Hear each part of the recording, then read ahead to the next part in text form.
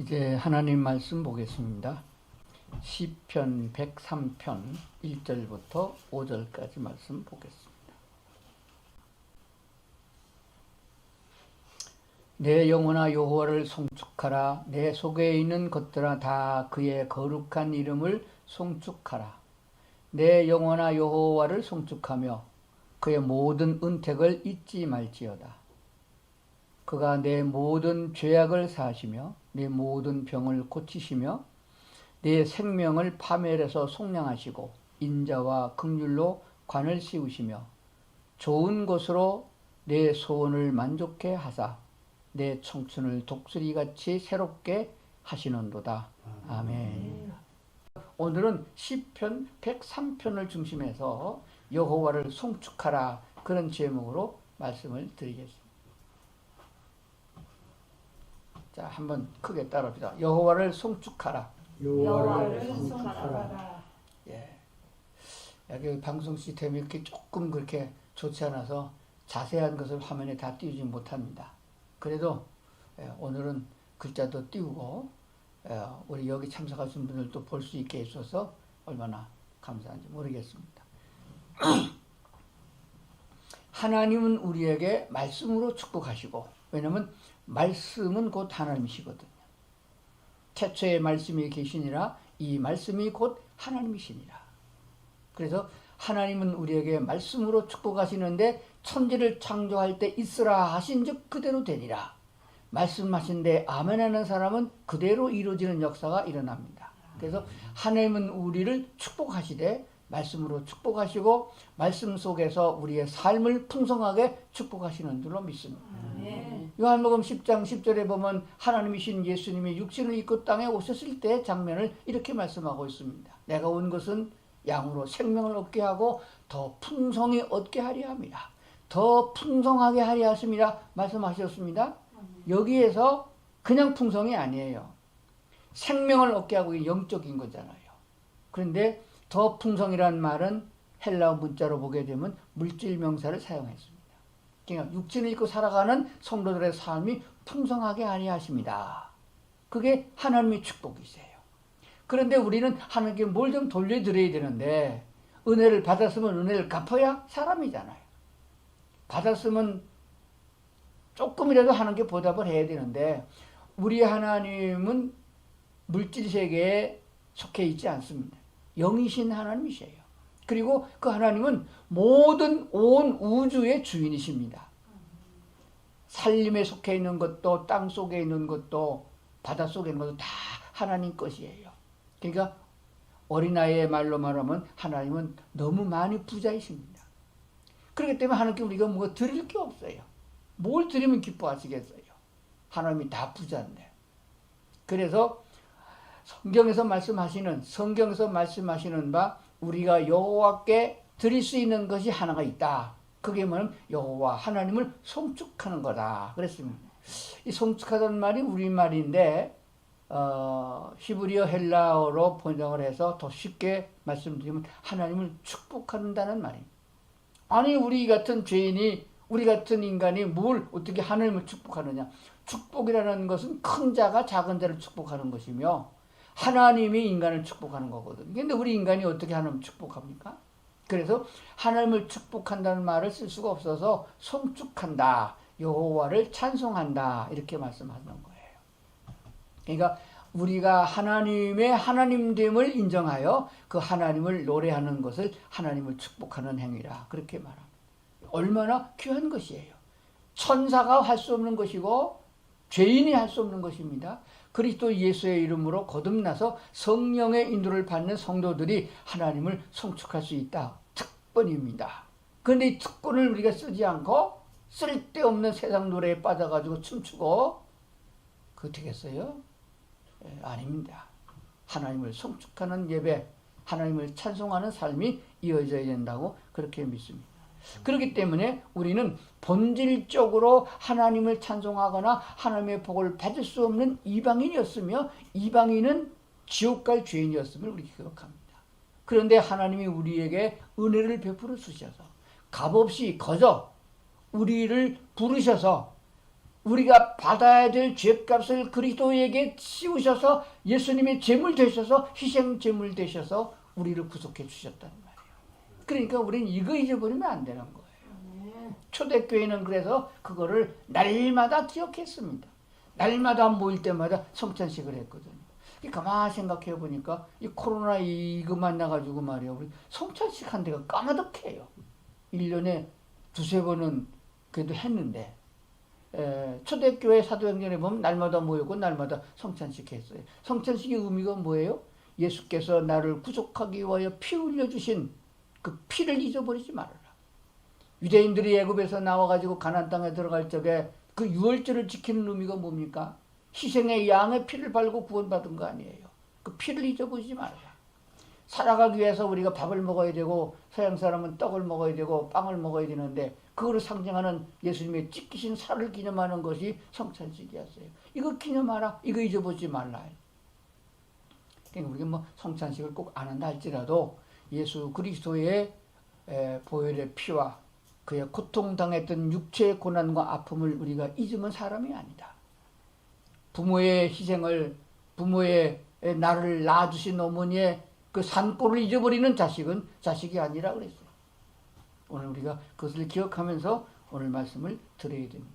꼭 기억해야 될 것을 감추려서 말씀을 드리려고 설교를 준비했습니다.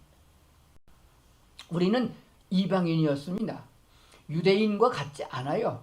율법을 다 지켜야 할 의무도 없고 율법을 다 암기해야 될 필요도 없습니다. 우리나라 법률이 얼마나 많아요. 그 법을 제 몇 조 몇 항은 우리는 백성들은 알 필요가 없어요. 그냥 착하면은 법 없어도 사는 겁니다. 변호사나 법률 모이고 판사나 법률 암기해야 되지. 유대인들은 그렇게 의무를 가져 쓰는데 우리 이방인은 하나님께서 값없이 거저 오라. 다 오라. 내가 주는 것을 값없이 거저 사 먹으라. 그냥 먹으라. 그렇게 말씀하신 거예요. 그러나 이방인이 아무리 이방인이고 죄에 습관되었다 할지라도 하나님의 자녀로 부름을 받아서 유대인과 같은 축복과 은혜를 입게 됐고 천국에 가게 됐으면은 요것만은 그래도 꼭 지켜야 된다. 그게 있습니다.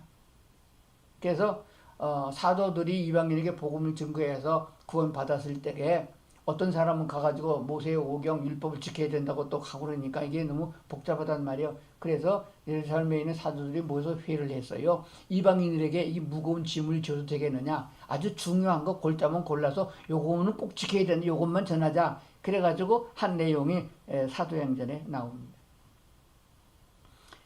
뭐라고 말했냐 그러면은 우상 숭배하는 거,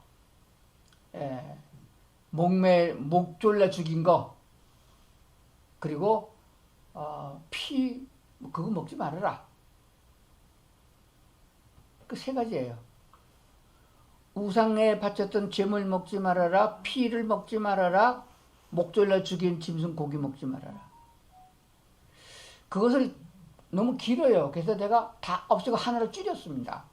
그 이유가 뭐냐 그러면은 고린도전서 10장 20절에 가보면은 바울이 성도들에게 우상의 제물에 대한 교육을 할 때 그런 말씀을 했습니다.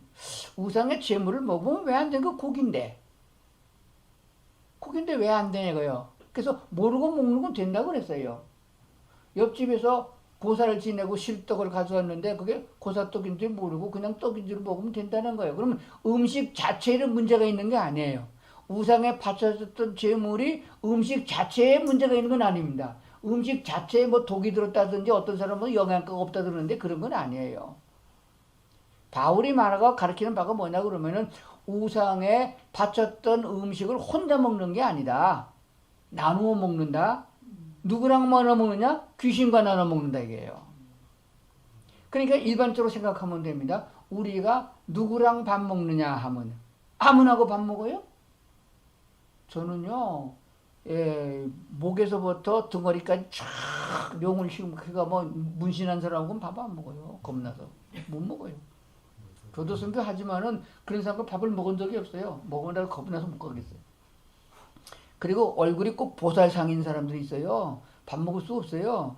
그러니까 모르는 사람하고 밥 안 먹어요. 아는 사람하고 먹는데 그냥 아는 사람은 별 맛이 안 나요.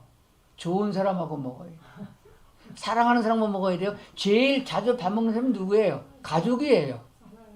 가족도요. 집안에 싸우고 난리 나고 밥 먹어보세요.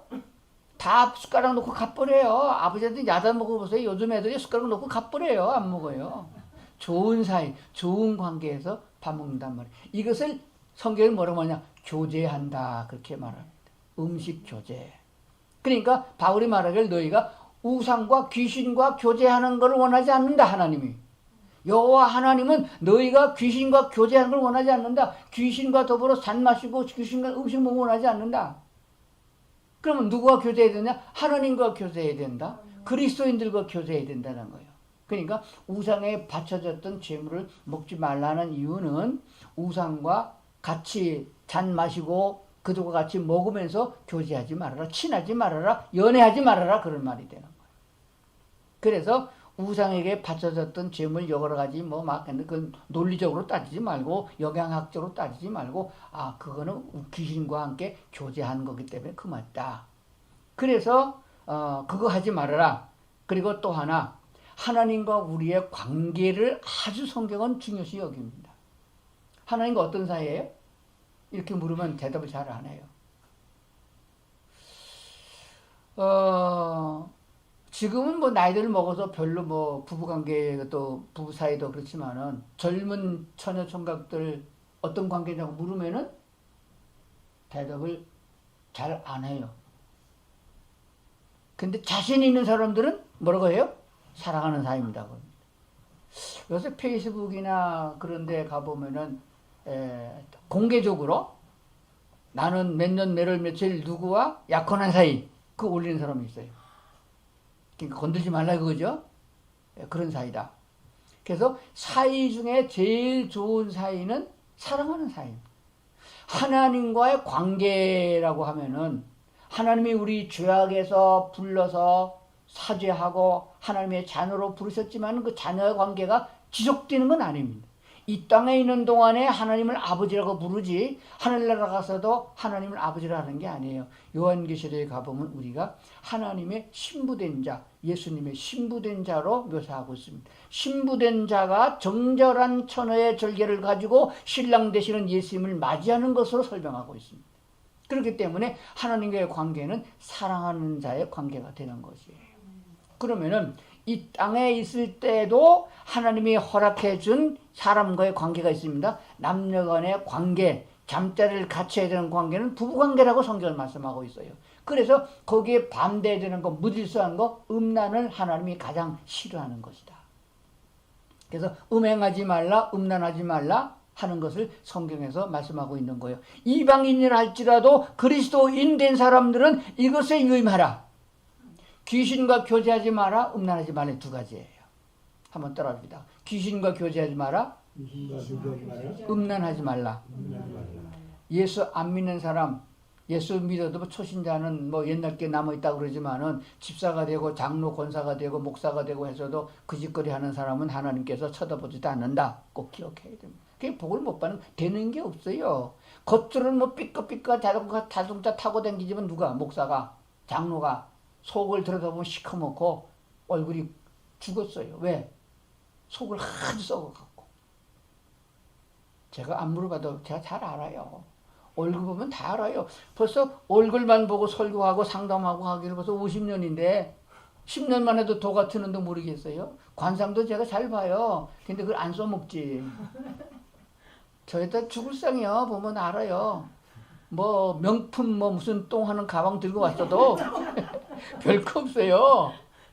마음이 편해야 되는 것이고 마음이 편하려면은 좋은 옷을 입었다고 편한 게 아니에요. 사랑이 있어야 편한 거예요. 사랑하는 사람이 없는데 어떻게 사랑을 해요? 사랑이 내가 넘쳐도요 줄 사람이 없어요. 받을 사람이 없다니까. 그래서 그리스도 예수 안에 있는 사람들은 하나님이 주신 평화와 사랑을 힘입음으로 그 힘과 능력으로 서로 사랑하는 관계가 되었기 때문에 그 사람이 평안이 있고 기쁨이 넘치는 줄로 그렇게 믿습니다. 그래서 믿지 않는 사람, 우상에 속한 사람, 더군다나 악에 속해 있는 사람들은 음란을 이건 밥 먹듯이 합니다. 그걸 즐기고 있어요. 꼭 개짓하고 있어요. 언제 한번 개 얘기 성경에 개 얘기가 나와요. 개가 토했던 것을 도로 먹는다. 그런 게 나와요, 성경에. 돼지가 씻었던 구렁텅이에 도로 들어간다. 개가 토해놓고 또 먹는다. 개 같은 짓 하지 말라. 그게 나와요. 개 같은 짓에는 먹는 거 먹었고 토해놓고 또 먹는 것부터 더 들은 게 있어요. 강대상에 설교하기가 아주 어려운 그런 내용도 있습니다. 자, 그 나중에 제해놓고 오늘 말씀을 계속하겠습니다. 그리스도인들, 유대인들 말고 이스라엘 사람들 말고 이방인으로서 예수 믿어서 거듭나서 하나님의 자녀된 그리스도인들에게는 꼭 두 가지를 하면 안 된다고 아주 강조한 것이 있습니다. 귀신과 교제하지 말아라. 우상에게 바쳤던 재물 먹지 말아라. 핏째 먹지 말아라. 거기도 길어요. 간단히 말하면 피 먹지 말아라. 그리고 뭐 먹지 말아라?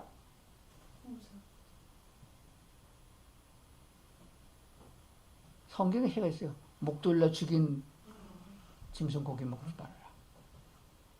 그래서 옛날에는 개고기를 목 졸려 죽였어요. 목 매달아 죽였어요. 거기 목 매달아 놓고 막대로 두개 패고 잡았어요.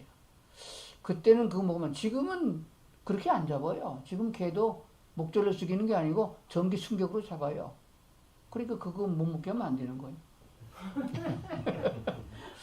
그러면은 그 원리가 뭐냐? 그래서 히브리 문화를 공부를 해봤더니 제일 악랄한 짓을 하는 사람이 무기 없이 사람을 죽이는 방법이 목졸려 죽이는 거래요. 무기 없이 죽이는 방법이. 그래서 그런 걸 다 포함하고 있는 것이에요. 잔인하게 죽이는 것, 그건 눈으로 보고 죽이잖아요. 자, 뭐 그런 것들을 성경에 말씀하고 있습니다. 그래서 그걸 간단히 말하면 귀신에게 제사하고 절하고 귀신에게 바쳤던 음식을 먹으면서 귀신과 교제하지 말아라. 귀신과 교제하지 말아라. 두 번째는 음란하지 말아라. 그래서 음란하지 않은 정결한 습관을 가진 사람들이 다른 잡신을 섬기지 아니하고 하나님도 섬기고 무당한테도 갔다가 하나님이 왔다 가는 거 안 한다. 하나를 보면 열을 안다, 그런 말이에요. 그래서 하나님을 사랑하는 사람, 하나님만 사랑하고 하나님만 섬기는 자가 돼야 된다 하는 것을 마음에 새기고, 그것만 조심하게 되면은 웬만한 건 하나님께서 다, 아직 네가 어려서 그렇지, 네가 아직 세상에 아직 물들어서 못 벗어나서 그렇지, 그래서 봐주는 거예요. 그러니까 다 잘하려고 하지 마시고 그 두 가지는 반드시 잘해야 된다 하는 말씀을 드립니다. 그래서 출애굽기 20장에 보면은 10계명이 나옵니다. 우에서부터 4계명이 우상 만들지 말라, 섬기지 말라, 뭐 그런 얘기를 써주고 있어요. 그리고 이사야서 44장에 가보면은 왕에게 반드시 해야 될 말을 첨하고 있는 걸 보게 됩니다. 여호와 하나님, 너희가 섬기는 여호와 하나님은 어떤 분이시냐 하면은, 그분은 바로 구원자이고 알파와 오메가가 되신다. 처음과 나중이 되신다. 그래서 그 하나님만을 우리가 섬겨야 된다. 요한복음 14장 6절에도 보면은 예수님 말씀하기를 내가 곧 길이요 진리요 생명이니 나로 말미암지 않고는 아버지께로 올 자가 없다. 그래서 유일하신 길이 예수 믿는 길이요, 하나님만이 유일한 신이 됩니다. 제가 늘 강조하는 것이 있습니다. 그게 뭐냐 그러면은 그냥 하나님이라고 하지 말아라. 똑같은 하나님으로 칩니다. 하나님이란 단어를 한문으로 쓰면은 신이 나옵니다. 신이 됩니다. 영어로 써도 신이에요. 물론 우리가 믿는 하나님은 여호와 하나님을 말하지만은 그냥 하나님 그러면 잡신 귀신도 하나님이 되는 거예요. 그래서 사람도 하나님이 됩니다. 김일성 다음에 누구지? 김정일, 김정은. 그 다 하나님 자리에 앉아 있는 거예요. 그러니까 그 자리에 앉아 있는 사람이 거기에 다 복종하고 따라가고 그러잖아요. 지금 무슨 하나님이에요? 죽는데. 그래서 우리가 섬기는 하나님을 여호와 하나님이라고 해야 맞다. 그래서 가능한 대로 습관할 적에를 여호와 하나님. 그래서 구약 성경을 읽어보면은 하나님이 화났을 때, 하나님이 징계할 때, 또 하나님이 꼭 알려야 될 그런 단어일 적에는 나 여호와가 내게 이르노라. 나를 여호와로 알리라. 그래서 그냥 하나님 잡신 우상, 이스라엘 백성 속에 수많은 우상들이 다 신으로 둔갑하는데 그런 신이 아니다. 유일하신 하나님이다. 그래서 오늘 우리들이 전도할 적이나 신앙생활 할 적에도 공자도 좋고 맹자도 좋고 뭐 세종대왕도 좋고 그렇게 싸잡아서 4대 성인 중에 하나가 예수다 이런 식으로 하면 안 되는 것입니다. 뭐로 가도 천국만 가면 된다. 극락도 좋고 천국 좋고 이게 아니에요. 오직 예수님만 구원자요 하나님만 여호와 하나님 되신다.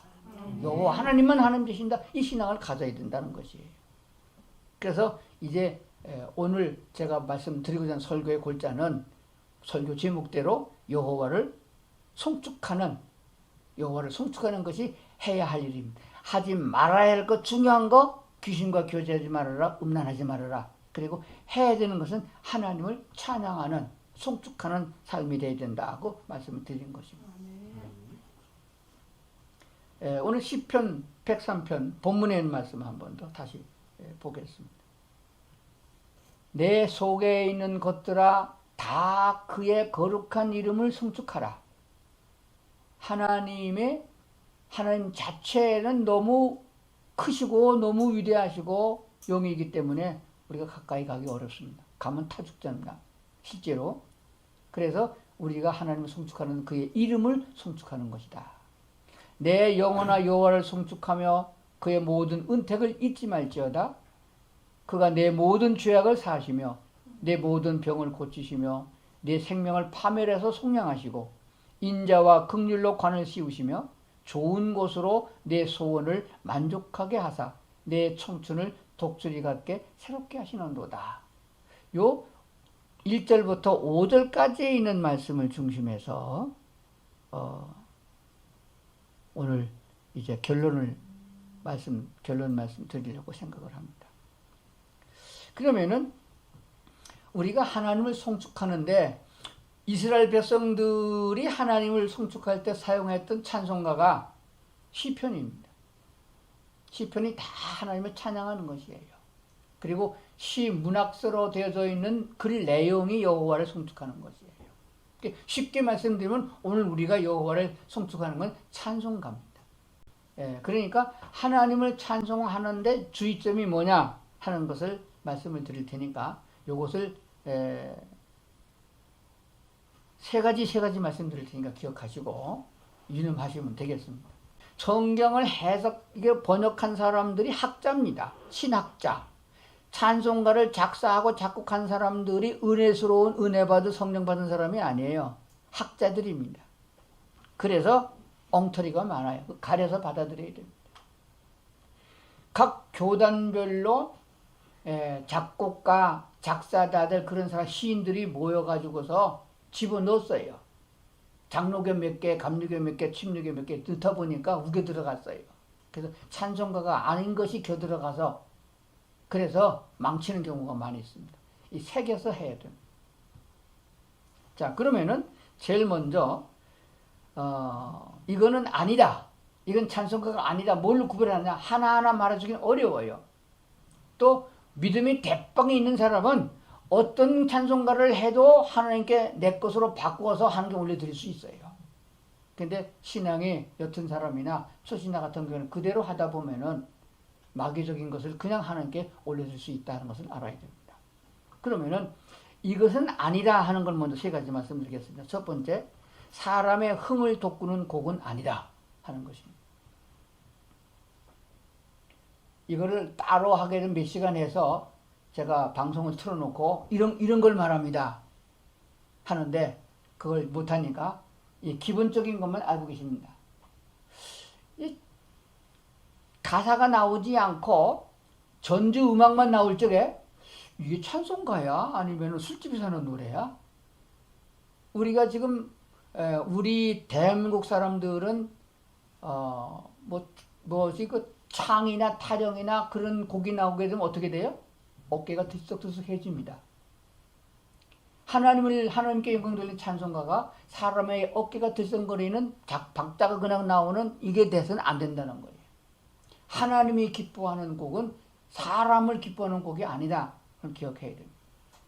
그래서 이게 막 두들겨 부시고 흥이 나는데 요즘 젊은 애들이 말이요 술집에서 부르면 똑같은 곡조로다가 작곡을 해가지고 가사만 비슷하게 붙여 몇 곡 주여 이런 것만 넣고는 만들어 버렸단 말이에요. 이런 거는 하나님을 찬송하는 게 안 된다 하는 것을 기억해야 됩니다. 그리고 가사 내용이 하나님 성삼위 하나님을 찬양하는 것이 아니고 사악한 내용을 담고 있습니다. 이게 사람을 지칭하는 것인지 세상을 지칭하는 건지 그런 게 있습니다. 그래서 유행가 가사를 가지고 유행가 곡에다가 몇 구절만 바꿔가지고 찬송가를 하면 안 되는 것이다 하는 것입니다. 그리고 세 번째는 성경 구절로 가사를 썼다 할지라도 세상적이거나 마귀적인 연속곡을 넣어서는 안 된다 하는 것입니다. 그러니까 같은 곡을 반복해서 계속 부름으로 흥을 돋구어서 사람의 마음을 움직여서 어떤 목적으로 끌고 가고자 하는 것, 그런 게 아니다. 예를 들면은 방언을 못하는 사람들에게 전에는 기도원에 가면은 방언을 가르쳐 줬었어요. 할렐루야를 하는데 혀를 안 꼬물고 할렐루야 할렐루야 그렇게 하라는 거예요. 그러다 보면 방언이 된다는 거예요. 진짜 자꾸 하다 보면은 자기도 모르게 거기 도취돼 갖고 혀가 말려가지고 꼬부랑꼬부랑 소리를 해요. 그게 방언이 안 되는 거예요. 방언은 또렷하게 말을 해도 상대방이 자기네 국어로 들려야 그게 진짜 방언인 것이에요. 찬송가도 그렇습니다.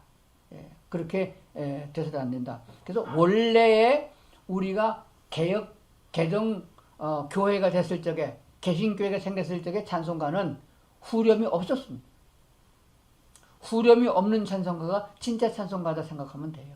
우리 찬송가 중에도 후렴이 없는 찬송가, 후렴에 들어가 있는 찬송가는 다 복음송에서 괜찮다 싶어서 찬송가로 들어온 거예요. 후렴이 많은 게 뭐냐 그러면 반복해서 부름으로 중독성을 갖게 된다 이렇게 뜻이 되는 거예요. 자, 그러면 사람의 흥을 돋구는 곡은 제외하라. 그리고 가사가 세상적이고 마귀적인 세상적인 단어를 사용하지 않아야 된다. 성경 구절 찬송가 가사에 들어갔다 할지라도 마귀적인 연속되는 곡은 제외하는 것이 좋다 하는 것이 되었습니다. 거기에 하나 더 영부름에 대한 노래가 있습니다. 영을 불러온다. 무당이 구탈 적에 영을 불러오는 곡이 있어요. 근데 교회에서 성령 받으라 할 적에 성령 받으라 성령 받게 하는 그런 집회 같은 데 가보면은 부르는 찬송가 정해져 있습니다. 성령이 오셨네 그럼 가끔 계속 1절만 계속 부르잖아요. 그게 하나님을 찬양하는 게 아니다. 사람의 흥을 돋구어서 악령을 불러들이는 경우가 될 수도 있다. 그렇게 한다고 성령이 옵니까? 그렇지 않습니다. 그래서 이것을 주의해야 된다 하는 것입니다. 그러면 바른 찬송가 곡을 선택하는 게 어떤 것이 있냐? 첫 번째, 가사 내용이 삼위일체 하나님을 높이는 구절이 들어가는 것이 찬송가다. 그래서 우리 찬송가에 보면 맨 앞에서부터 100장까지가 성삼위일체 하나님을 찬양하는 가사로 거의 되어 있습니다. 그래서 예배 시작할 적에 보통 거기에서 찬송가를 고르는 것을 보게 됩니다. 성삼위 하나님을 높이는 가사와 곡을 담고 있어야 된다. 두 번째는 신앙 고백이 들어가 있는 찬송가여야 된다. 노래 찬송가 하다 보면 이게 뭐예요? 곡조가 붙은 기도가 된다. 우리가 주님께 구하는 것, 하나님께 요청하는 것, 회개하는 것 그런 것을 담고 있어서 신앙 고백이 담겨져 있어서 그 노래가 바로 내 노래입니다. 세상 사람들은 유행가 곡을 부를 적에 자기의 마음이 슬프면 슬픈 곡을 부르고 자기가 기쁘면 기쁜 곡을 고른단 말이에요. 그래서 찬송가 곡도 신앙 고백을 담고 있는 것이 좋다 하는 것입니다. 그리고 세 번째는 유행을 따르지 않은 독자적인 곡을 해야 된다. 전에는 이단이 그 노래를 불렀어요. 정명석이라는 이단 교주가 모이는 단체가 있었어요. 지금도 거기 부르는데 거기는 우리나라에서 아주 유행한 히트쳤던 유행가 곡을 다 갖다 놓고 거기다 가사를 몇 개 바꾸고 그 노래를 불렀어요. 그래서 예수 안 믿는 사람들이 거기에 전도돼서 가게 되면은 첫 번부터 그 찬송을 잘 불러요. 돌아오라 부산아. 그게 제일 잘 부르는 노래예요. 거기다가 가사를 몇 개 바꿨습니다. 그랬더니 요즘에 소 무슨 목사라는 사람이 담임하고 있는 교회가 있습니다. 까지 그 양반이 제일 지금 문제가 되고 있는 양반인데, 저는 그 양반을 그 교회 목사로 인정하겠지만은 보수파에서는 목사로 인정을 안 합니다. 왜냐면은 너무 세상적이거든요. 거기 보면은 유행가 불렀던 가수들이 가서 다 장로가 되고, 웬만하면은 유행가를 한 곡씩 부르는, 예배 중에 부르는 거예요. 그러면서 예배 시간에 유행가 곡에다가 사랑은 아무나 하나, 그 곡에다가 예수 믿어요 사랑하지, 그렇게 단어만 몇 개 바꿔가지고 신나게 불러제킨단 말이에요. 이런 것을 하나님을 예배하는 찬송가라 안 합니다. 그러면은 결론적으로 우리가 유념하는 게 뭐냐? 찬송가와 복음송을 구별할 줄 알아야 됩니다. 복음송은 사람의 듣도록 되어진 것이 복음송이에요. 가스펠송이라고 그러잖아요. 그래서 세상 사람도 알아들을 수 있고 그들이 조금씩 물들어서 교회로 올 수 있도록 그렇게 전도용으로 만든 것이 복음송입니다. 복음송은 찬송가가 아닙니다. 하나님을 예배할 적에는 가능한 대로 복음송을 하지 말고 찬송가를 해야 된다. 찬송가도 잘 선별된다 하는 말씀을 드리는 것이 되었습니다. 그래서 복음송으로 있다가 이건 찬송가라도 좋겠다. 너무 가사가 좋고 곡이 좋아요. 그래서 찬송가로 들은 게 많아요. 그렇게 인정하는 거거든요. 그래서 복음송이 다 나쁘다는 게 아닙니다. 사람들에게 하나님의 냄새를 풍기고 그리스도 예수의 향기를 나타내기 위하여 전도하기 위해서 만들어진 게 복음송인데, 그것도 필요하고 예배 시간에는 우리가 하나님을 찬양하는 찬송곡을 해야 된다. 이것이 우리가 유일하게 하나님께 돌려드는 은혜를 보답하는 송축하는 행위가 된다라고 성경은 가르치고 있는 줄로 믿습니다. 그래서 오늘 시편 103편 1절에 보게 되면은 그 전반부는 여호와를 송축하는 것이 되고 후반부의 3절, 4절, 5절은 신앙 고백이에요. 그 하나님이 우리에게 어떻게 은혜를 주시고 있다. 하나님이 우리에게 인용하고 있습니다. 그런 고백이 되는 거예요. 그래서 하나님의 하나님됨을 나타내는 것을 하나님이 아주 기뻐하십니다. 하나님의 하나님됨에 이름을 붙여서 기도를 해도 하나님 기뻐하시고 찬양해도 기뻐하는 것입니다. 하나님의 하나님됨은 뭐예요? 하나님은 사랑의 하나님이십니다. 하나님은 긍휼하신 분입니다. 하나님은 자비로우신 분이십니다. 하나님은 노하기를 더디하시는 분입니다. 하나님은 용서하기를 즐겨하시는 분입니다. 하나님은 우리를 받아주시는 분입니다. 이게 다 하나님의 성품이에요. 그래서 성령의 9가지 열매를 비롯해서 나타나고 있는 하나님의 모든 모습을 우리가 그대로 인정하여 여호와 하나님은 이런 하나님이십니다. 그래서 내가 하나님을 찬양합니다. 그 하나님을 내가 사랑합니다. 이렇게 고백하는 내용을 담고 있는 것을 말씀하고 있는 줄로 믿습니다. 하나님의 백성된 선택된 사람들은 여호와를 송축해야 된다. 삶 속에서 아주 습관화가 돼야 됩니다. 어떤 찬송을 좋아하시면 그럼 얼른 나오도록 해야 됩니다. 다음에는 한 번 더 그렇게 해서 한 사람씩 나와서 1절씩 하도록 시켜보도록 하겠습니다. 그래서 쓱 하면은 유행가가 나오면 안 됩니다. 마이크 딱 되면은 찬송가가 나와야 됩니다. 찬송가도 가능한 대로 신곡으로, 새로운 좋은 것으로 성경에 시편에 그랬어요. 새 노래로 요를 찬송하라고 그랬어요. 그게 새 찬송가예요. 새로운 곡이 좋습니다. 그러니까 관심을 가지시고 나는 얼마나 하나님을 매일매일 많이 찬송하고 있느냐 기억하면서 살아갈 수 있는 성도들 될 수 있기를 주의 이름으로 축원합니다. 기도하시겠습니다. 우리에게 만 가지 은혜를 베푸시고 값없이 축복해 주시는 여호와 하나님을 송축합니다. 그래서 삶 전체가 하나님을 예배하는 삶이요, 우리의 생활 전체가 하나님을 찬양하는 삶이 되도록 도와주시옵소서. 성령으로 말미암지 않고는 하나님을 송축할 수 없사오니 성령께서 항상 계셔서 우리를 인도해 주시고 우리 마음과 생각을 주관해 주시기를 빕니다. 아버지 하나님, 오늘 예배하는 모든 성도들에게 은혜 베푸시자 항상 매일매일 어떤 생활 속에서도 하나님을 찬양하는 삶으로 이어지도록 인도해 주시옵소서. 예수님 이름으로 기도드리옵나이다. 아멘.